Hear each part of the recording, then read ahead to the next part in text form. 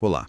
Hoje a gente vai desvendar um universo que, para muita gente, parece um bicho-papão de números e regras, que é a contabilidade.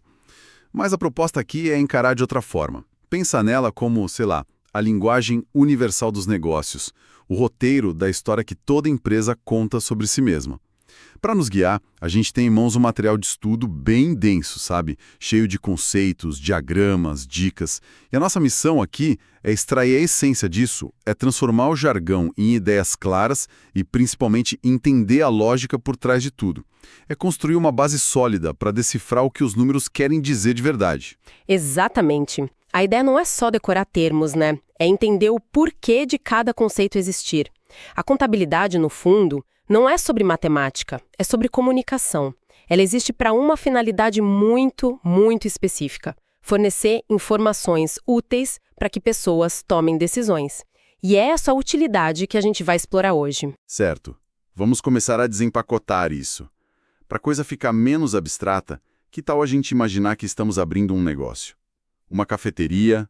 No dia zero, antes de vender o primeiro café, o que a contabilidade olharia? O material diz que o objeto de estudo dela é o patrimônio. Perfeito.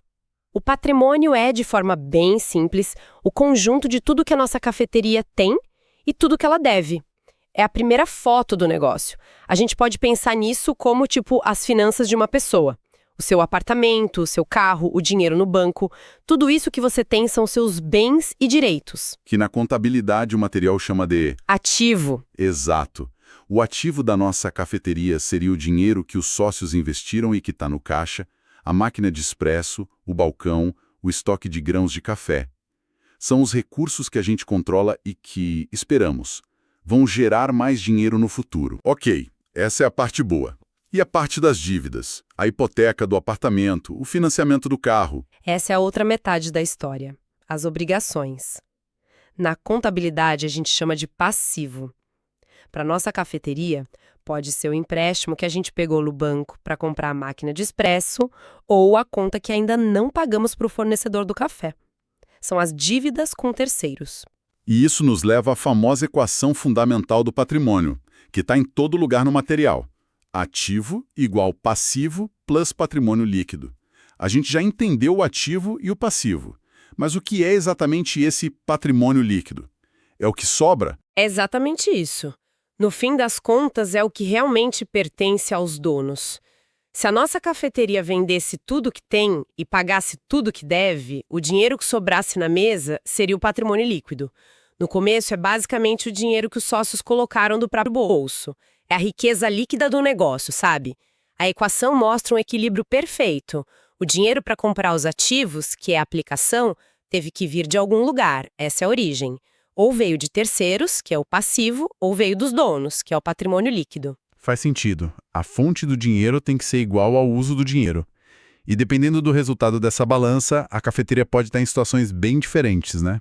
O material chama isso de estados patrimoniais. Isso. E são cenários bem intuitivos, na verdade. Se o nosso ativo, que é tudo que a gente tem, é maior que o passivo, que é tudo que a gente deve, o patrimônio líquido é positivo. Essa é a situação superavitária. É o cenário ideal. Significa que a empresa tem mais bens e direitos do que dívidas.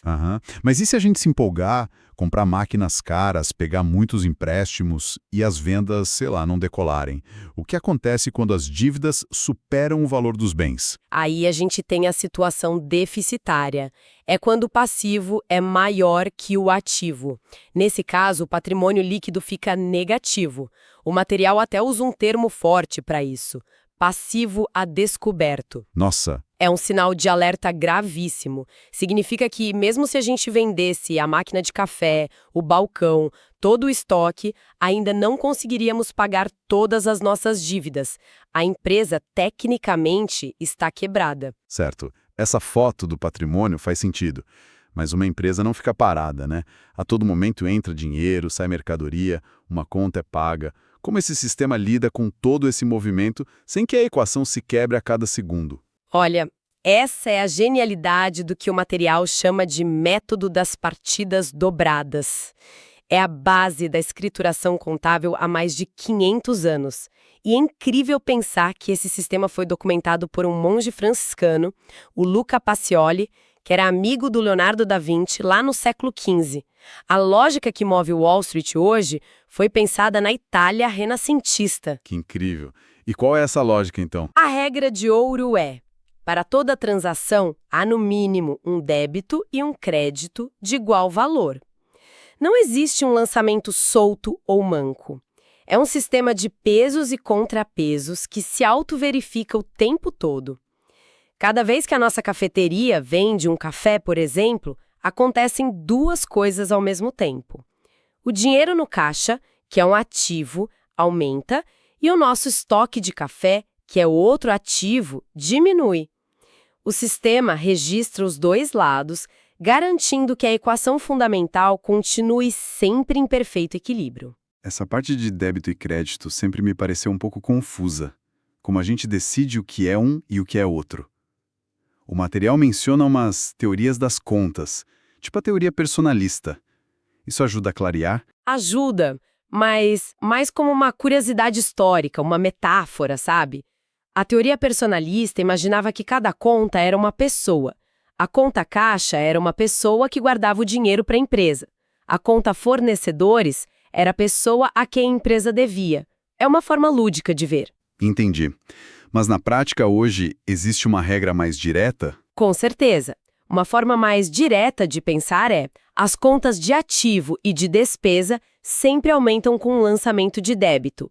Já as contas de passivo, patrimônio líquido e receita aumentam com o lançamento de crédito. É a regra do jogo. Quando a nossa cafeteria compra café a prazo, o estoque, que é um ativo, aumenta. Então, um débito em estoque. Ao mesmo tempo, a dívida com o fornecedor, que é um passivo, aumenta. Então, um crédito em fornecedores.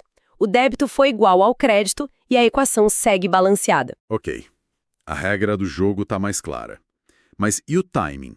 Quando exatamente a gente aperta o botão para registrar uma venda ou uma despesa? Eu vi aqui uma distinção que parece crucial. Regime de caixa versus regime de competência. Essa é, talvez, a diferença mais importante de toda a contabilidade.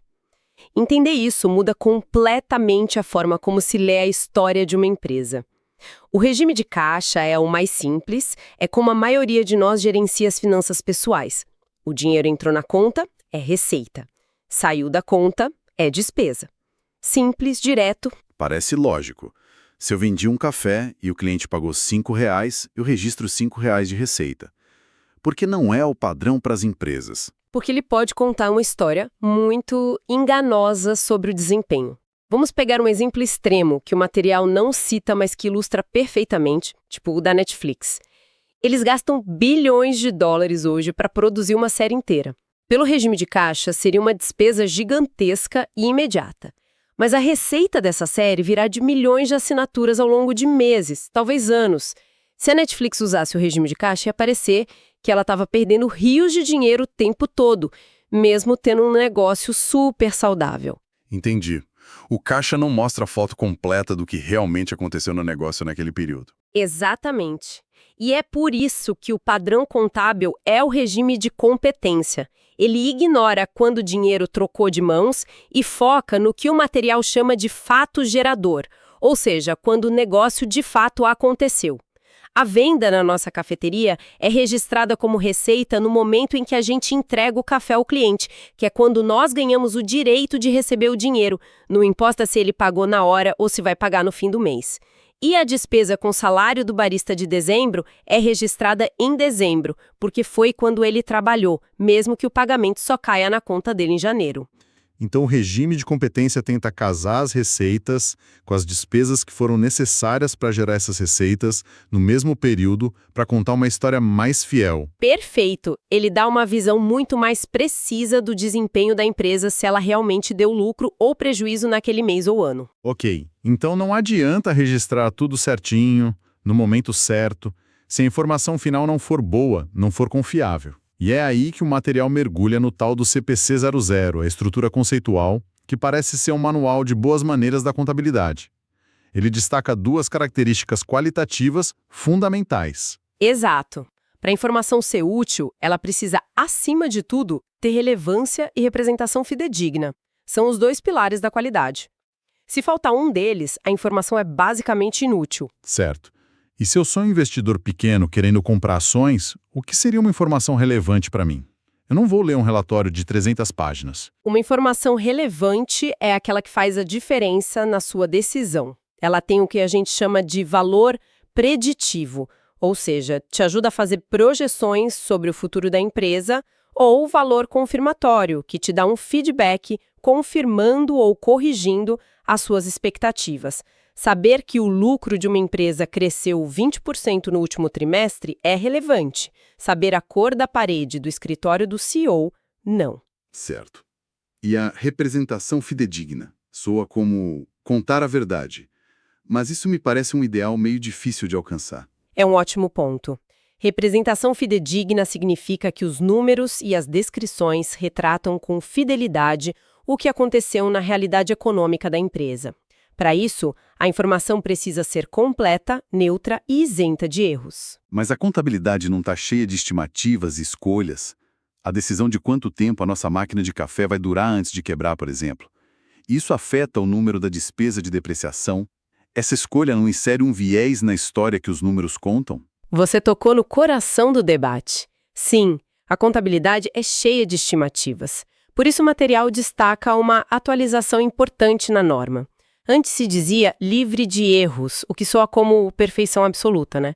Agora o termo é isenta de erros, o que é uma sutileza crucial.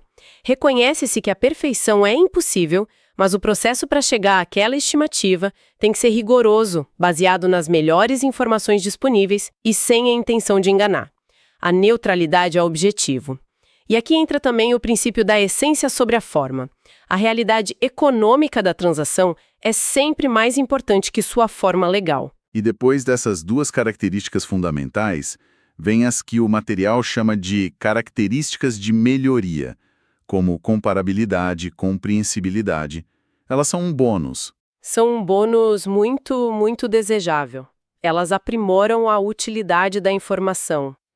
O material faz uma distinção ótima, por exemplo, entre comparabilidade e consistência. Muita gente acha que é a mesma coisa. E não é? Não exatamente. A comparabilidade é a meta. É a qualidade que permite que um investidor compare a nossa cafeteria com a Starbucks, ou compare o desempenho da nossa cafeteria este ano com o do ano passado. Certo. Para alcançar essa meta, nós, como donos da cafeteria, precisamos de consistência, que é a ferramenta. Consistência é usar os mesmos métodos contábeis ao longo do tempo. Se a cada ano a gente mudar a forma de avaliar nosso estoque, por exemplo, a informação se torna incomparável. Sendo consistente, você torna a informação comparável. Uma coisa é o objetivo, a outra é o caminho. Então, passamos pela estrutura do patrimônio, a foto da nossa cafeteria com ativos, passivos e PL. Vimos a lógica das partidas dobradas, que agem como um motor que mantém tudo em equilíbrio a cada transação. E, finalmente, entendemos as qualidades que transformam os dados brutos em uma história confiável para tomar decisões. Cobrimos a base. Percorremos os pilares desde o que a contabilidade observa o patrimônio, passando por como ela registra os fatos, as partidas dobradas e o regime de competência, até o porquê de tudo isso, que é gerar informação útil, com relevância e representação fidedigna. Isso me deixa com uma última questão. Todo esse sistema parece ser construído para criar uma imagem objetiva da realidade. Mas, como a gente mesmo falou, existem escolhas, estimativas. Exatamente. E isso nos leva a uma reflexão importante que o próprio material sugere para quem está lendo. Vimos que existem diferentes bases de mensuração, ou seja, diferentes réguas para medir o valor de um ativo. O material cita o custo histórico, que é o preço que pagamos pela nossa máquina de café, e o valor justo, que seria o preço que poderíamos vendê-la hoje. As regras contábeis permitem que as empresas, em certas situações, escolham qual régua usar. Então a questão final é: se as próprias regras permitem essa flexibilidade, até que ponto a história financeira de uma empresa é um retrato objetivo da realidade? E até que ponto é uma narrativa cuidadosamente construída dentro das regras do jogo? O que isso significa para quem precisa confiar nessa história para decidir se vai investir seu dinheiro, conceder um empréstimo ou até mesmo aceitar um emprego naquela empresa? É aí que a análise crítica e não apenas a aceitação dos números se torna fundamental